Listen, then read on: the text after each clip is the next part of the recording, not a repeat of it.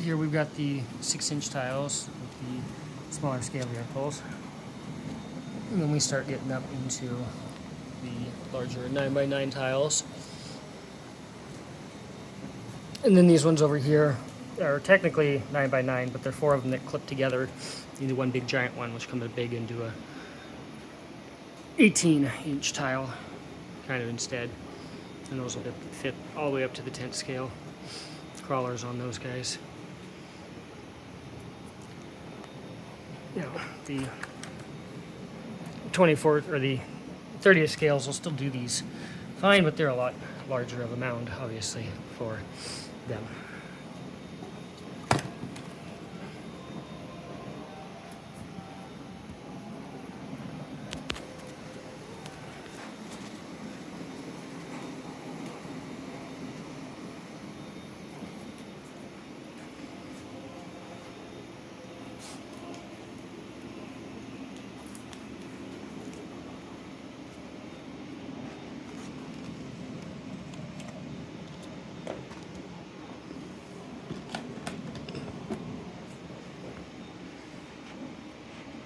So that's one big mound that is 4 pieces that clip together. It's the same as this one here.